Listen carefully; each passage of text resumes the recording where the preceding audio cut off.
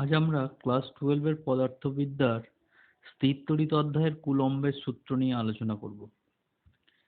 আমরা জানি দুটি সম আধান পরস্পরকে বিকর্ষণ করে এবং বিষম আধান পরস্পরকে আকর্ষণ করে। চার্লস কুলম্ব সর্বপ্রথম দুটি আধানের মধ্যে ক্রিয়াশীল বল পরিমাপ করেন এবং এ সম্পর্কে একটি সূত্র প্রকাশ করেন।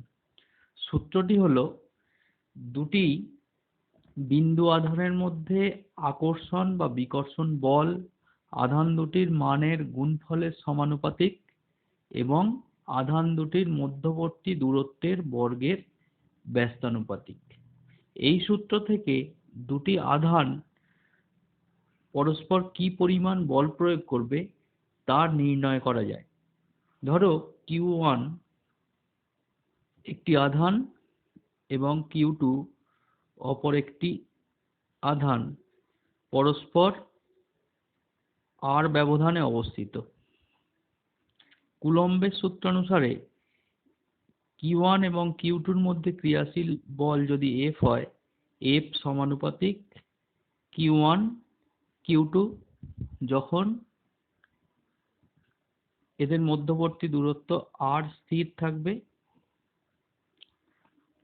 এবং F proportional to 1/r², যখন Q1 এবং Q2 স্থির।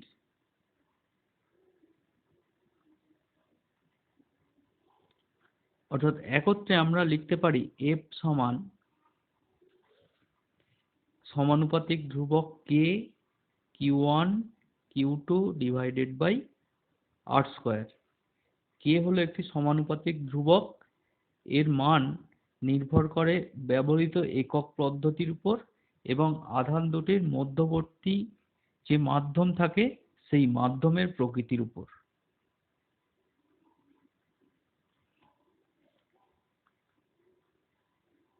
সিজিএস পদ্ধতিতে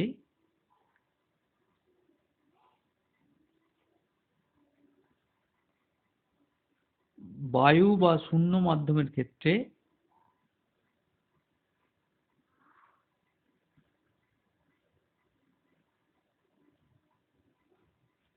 K এর মান 1।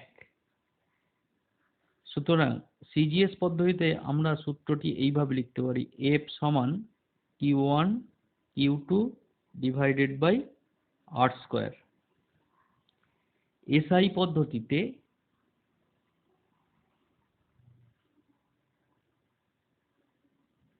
বায়ু বা শূন্য মাধ্যমের ক্ষেত্রে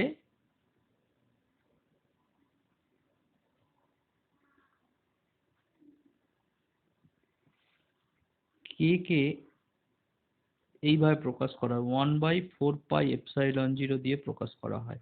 সুতরাং এসআই পদ্ধতিতে কুলম্বের সূত্রের রূপটি হলো F equals to 1/4πε0 Q1 Q2 divided by r²। ε0 কে বলা হয় শূন্য মাধ্যমের তড়িৎ ভেদ্যতা। শূন্য মাধ্যমের তড়িৎ ভেদ্যতা।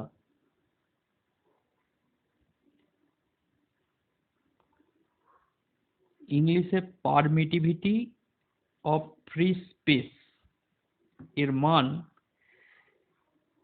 8.854 into 10⁻⁻12 coulomb square per newton per metre square.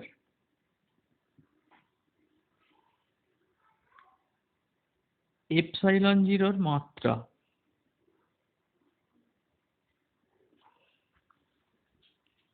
দেখো, কুলম্বের সূত্র থেকে আমরা ε0 কে এইভাবে প্রকাশ করতে পারি, ε0 সমান 1/4πf Q1 Q2 divided by r²।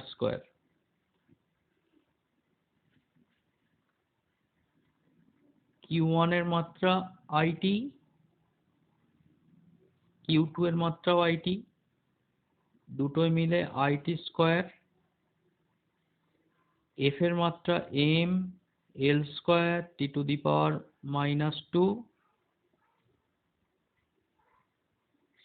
M L T to the power -2 এবং আর স্কোয়ারের মাত্রা হলো এল স্কোয়ার। কাজে সিম্পলিফাই করে আমরা লিখতে পারি M to the power -1 L to the power -3 T to the power 4 I square. অর্থাৎ এপসাইলন জিরোর মাত্রা হলো M to the power -1 L to the power -3 T to the power 4 I to the power square. মনে রাখবে 1/4πε0 এর মানটা হয় 9 × 10⁹ SI এককে।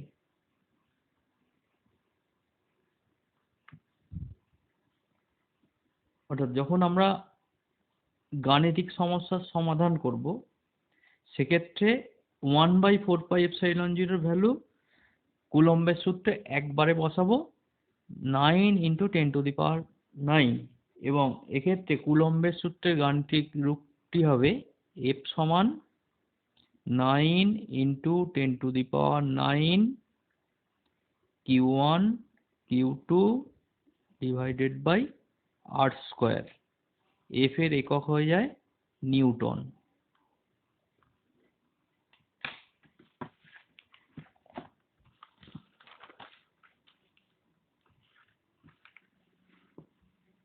এবারে আসছি আধানের স্থির তড়িৎ একক।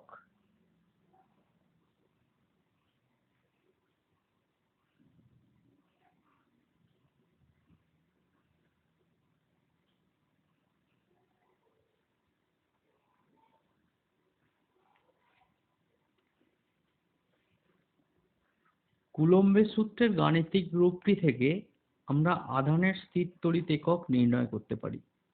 আমরা সিজিএস এবং এসআই দুটো পদ্ধতিতে আলাদা আলাদাভাবে আলোচনা করব। প্রথমে সিজিএস এককে আলোচনা করা যাক।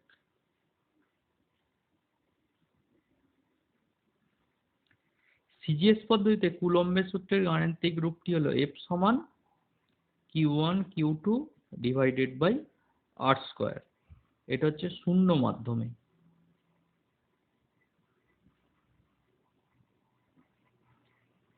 এখন এই সূত্রে এফ সমান যদি 1 ডাইন এবং আর ইকুয়ালস টু 1 সেন্টিমিটার বসানো হয় এবং Q1 equals to Q2 equals to Q হলে সূত্র থেকে 1 সমান Q × Q divided by 1 square বা Q স্কোয়ার ইকুয়ালস টু 1 বা Q ইকুয়ালস টু ±1। অর্থাৎ আমরা বলতে পারি যে দুটি সমপরিমাণ আধান শূন্য মাধ্যমে পরস্পর 1 সেন্টিমিটার দূরত্বে থেকে পরস্পরকে যদি এক ডাইন বল প্রয়োগ করে তাহলে ওই দুটি আধান হবে একক আধান। আবার বলি, দুটি সমপরিমাণ আধান শূন্য মাধ্যমে পরস্পর 1 সেন্টিমিটার দূরে থেকে পরস্পরকে যদি এক ডাইন বল প্রয়োগ করে তাহলে আধান দুটির পরিমাণ হবে একক। সিজিএস পদ্ধতিতে একে বলা হয় ইএসইউ আধান। ইএসইউ, তাহলে এক ইএসইউ আধান কাকে বলা হবে? দুটি সমপরিমাণ বিন্দু আধান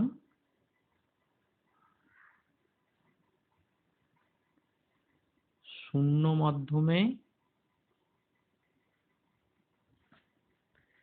পরস্পর 1 সেমি ব্যবধানে থাকলে পরস্পরকে যদি এক ডাইন বল প্রয়োগ করে তাহলে ওই দুটি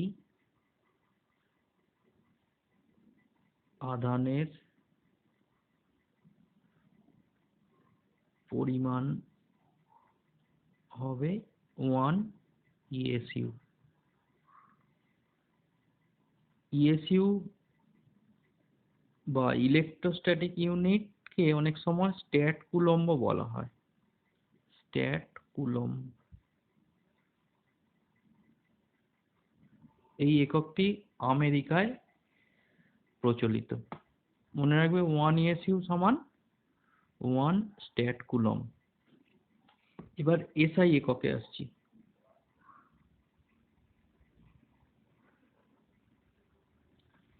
SI এককে কুলম্বের সূত্রের গাণিতিক রূপটি আরেকবার লিখছি, F সমান 9 × 10⁹ into Q1 Q2 divided by R²। এখন Q1 = Q2 = 1 এবং R = 1 মিটার হলে F সমান 9 × 10⁹ নিউটন। সুতরাং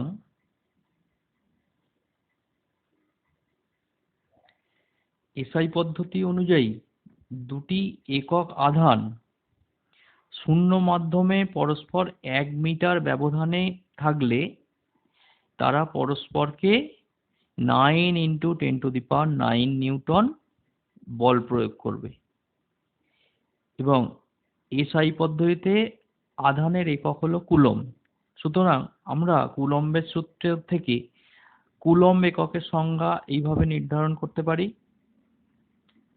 দুটি সমপরিমাণ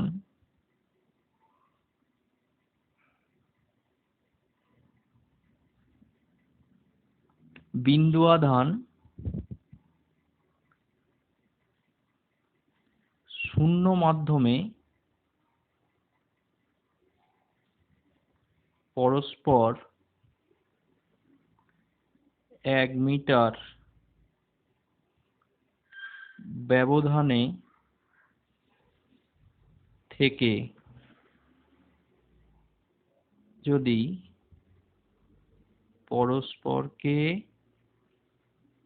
9 × 10⁹ নিউটন বল প্রয়োগ করে তাহলে প্রত্যেকটি আধান হবে 1 কুলম্ব।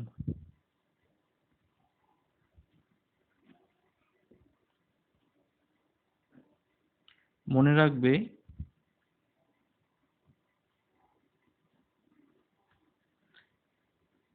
1 কুলম্ব সমান 3 × 10⁹ ESU আধানের সঙ্গে সমান। এটাই আধানের CGS একক এবং SI এককের মধ্যে সম্পর্ক।